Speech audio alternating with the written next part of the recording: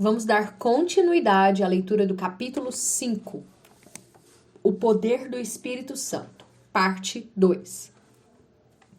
Outra maneira de o Espírito Santo trabalhar em nossa vida é nos capacitando e fortalecendo para lidar com o pecado. Em Romanos 8,13, Paulo nos exorta pelo Espírito a mortificar as práticas do corpo. Em Filipenses 2, verso 12 e 13, o apóstolo nos incentiva a pôr em prática, em ação, a nossa salvação, pois é Deus quem efetua em nós tanto querer quanto realizar, segundo a sua boa vontade. Em outras palavras, Paulo nos instiga a agir na confiança de que Deus está trabalhando em nós. Embora o apóstolo se refira a Deus, provavelmente Deus Pai, como aquele que trabalha, já vimos que Deus usa o Espírito Santo como agente transformador de nossas vidas. Paulo diz em Filipenses 4,13 que eu posso todas as coisas naquele que me fortalece. Ficamos aptos a lidar com o nosso orgulho, impaciência, espírito crítico, presunção, e quando dependemos da força e capacitação, quando dependemos da força e capacitação que o Espírito Santo nos dá. Assim, não devemos jamais desistir. Não importa se o progresso é pouco ou nenhum, o Espírito tem trabalhado em nós. Às vezes, parece que ele refreou o seu poder, mas talvez isso seja para nos mostrar o quanto dependemos dele. Além do Espírito Santo nos fortalecer e capacitar para a tarefa, sua obra em nós é monergística, ou seja, ele trabalha sozinho, sem nossa participação consciente. Na oração de Hebreus 13, 20 e 21, o autor afirma que Deus está realizando em nós o que perante ele é agradável. Essa verdade deveria nos encorajar muitíssimo, mesmo em nossos piores dias, quando não conseguimos quase nenhum avanço na batalha contra o pecado. Podemos ter certeza de que o Espírito Santo continua trabalhando em nós. É bem possível que, apesar de sofrer com o pecado, Efésios 4,30, ele usa esse pecado para nos ensinar a ser humildes e a clamar a Deus em dependência cada vez maior. Outra maneira de o Espírito Santo nos transformar é fazendo-nos viver situações planejadas para o nosso crescimento espiritual. Assim, como nossa musculatura física não se fortalece sem exercícios, a nossa vida espiritual não crescerá sem as circunstâncias que nos desafiam. Se temos tendência a ter ataques de ira, algumas situações desencadearão a nossa ira. Se somos inclinados a julgar as pessoas, é provável que não nos falte ocasião para isso. Se ficamos ansiosos com facilidade, teremos inúmeras oportunidades de lidar com esse pecado. Deus não nos tenta ao pecado, Tiago 1,13-14, mas proporciona ou permite circunstâncias que nos dão a chance de matar aqueles pecados sutis característicos de nossa individualidade. Naturalmente, só podemos lidar com os pecados sutis quando eles brotam numa situação. Claro que tudo o que eu disse nos últimos 2 parágrafos pressupõe que Deus tem absoluto controle de todas as nossas circunstâncias. Há inúmeros versículos na Bíblia que afirmam isso. Porém, Lamentações 3, 37 e 38 mostra essa verdade de modo explícito.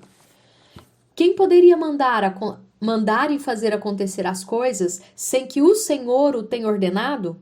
Não é o Altíssimo que envia tanto mal como bem? Podemos tirar muitas lições desse versículo. Mas a verdade que gostaria de enfatizar agora é que Deus está no controle de cada situação e cada acontecimento de nossa vida.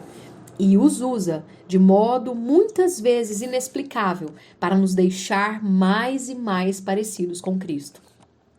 Romanos 8,28 é um versículo em que muitos de nós buscam encorajamento nas horas difíceis. Para quem não se lembra, ele diz: sabemos que todas as coisas que Deus faz com que todas as coisas concorram para o bem daqueles que o amam, dos que são chamados segundo o seu propósito. No entanto, apesar de esse versículo ser de grande encorajamento, Paulo, na verdade, está falando de nossa transformação espiritual. O bem, do versículo 28, é explicado no versículo 29, como sendo a conformidade com a imagem do Filho de Deus. Isso quer dizer que o Espírito Santo trabalha em nós por meio das circunstâncias, a fim de nos deixar mais parecidos com Cristo. Resumindo, o Espírito Santo trabalha em nós para nos convencer e nos fazer cientes dos pecados sutis. Ele trabalha em nós para nos capacitar a matar esses pecados. Depois, ele trabalha de modo que nem notamos. Desse modo, usa as circunstâncias para nos exercitar no combate aos pecados. Temos um papel de muita importância nisso tudo. É nossa responsabilidade matar os pecados aceitáveis em nossas vidas. Não podemos simplesmente jogar a responsabilidade nas costas de Deus e permanecer sentado, observando-o trabalhar. Ao mesmo tempo, somos dependentes dele. Não conseguimos progredir 1 milímetro espiritualmente sem o poder capacitador de Deus. Entretanto, o Espírito Santo faz mais do que nos ajudar. É ele quem lidera a nossa transformação espiritual. É claro que ele usa ferramentas e espero que ele use este livro. E espero que até este livro, para nos ajudar a descobrir e lidar com os pecados sutis em nossas vidas. Contudo, ele não nos abandona, nem nos deixa descobrir sozinhos os nossos pecados ou lidar com eles na base da nossa própria força. As palavras de Augustus Toplade são verdadeiras. Deus nos liberta da culpa e do poder do pecado por meio da morte expiatória de Cristo na cruz e da obra misteriosa, mas real do Espírito Santo em nós. Ao iniciarmos, então, os capítulos deste livro que examinam em detalhes os nossos pecados sutis, encha-se de coragem. Lembre, Cristo já sofreu castigo por nossos pecados e conquistou por nós o perdão de todos eles.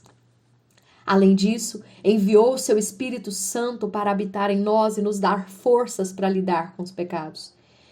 Incentivo você, leitor, a orar para que o Espírito Santo leve a enxergar os pecados sutis e ocultos de sua vida.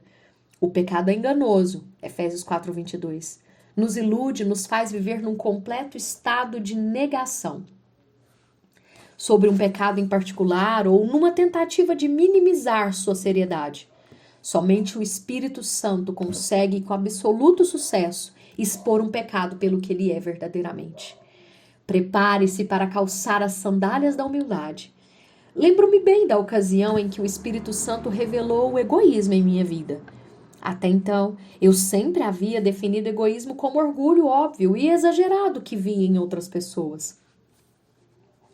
Foi humilhante admitir que eu era, sim, egoísta, ainda que de um modo bem mais sutil. Jesus, no entanto, prometeu abençoar os pobres de espírito, ou seja, aqueles que admitem seus pecados e choram por causa deles. Jesus também prometeu abençoar os que têm fome e sede de justiça, ou seja, os que desejam de todo o coração matar os pecados de suas vidas e substituí-los pelo fruto maravilhoso do Espírito, conforme Mateus 5, verso 4 e 6 e Gálatas 5, 22, 23. Concluímos assim o capítulo 5.